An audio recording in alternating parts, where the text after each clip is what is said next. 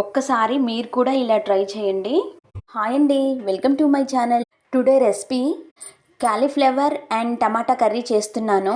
Stove on చేసుకుందాం. గోరువెచ్చని వాటర్లో గల్లుప్పు అయితే వేసేసుకుందాం. ఒక్కొక్కసారి వీటి మధ్యలో గ్రీన్ కలరు క్రిములు లాంటివి ఉంటాయి, చూసుకోండి. వీటికైతే మట్టికి లేవు, అందుకే ఒకసారి శుభ్రంగా కడుక్కోవాలండి. వీటిని గోరువెచ్చని వాటర్లోను శుభ్రంగా కడిగి జల్లిగిన్నెలోకి అయితే తీసుకుందాం. ఉల్లిపాయ, మిర్చి, టమాటాలు తరిగి పక్కన పెట్టుకున్నాను. స్టవ్ ఆన్ చేసుకుందాం. కళాయి పెట్టేసుకుందాం. 3 టేబుల్ స్పూన్ల ఆయిల్ వేస్తున్నాను.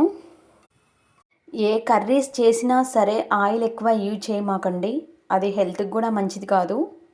ఆయిల్ హీట్ ఎక్కింది. ఉల్లిపాయలు, మిర్చి వేసేసుకుందాం.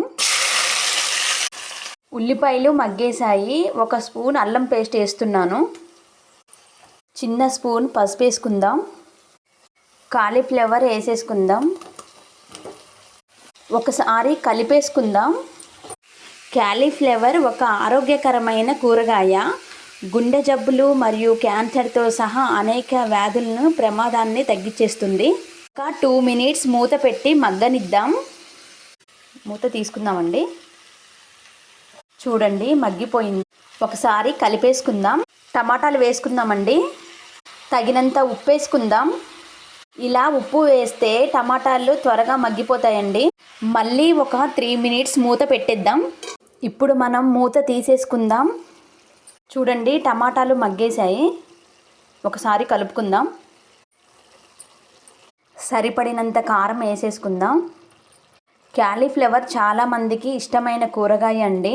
కాలీఫ్లవర్ తింటే కలిగే ప్రయోజనాలు కూడా చెప్తాను.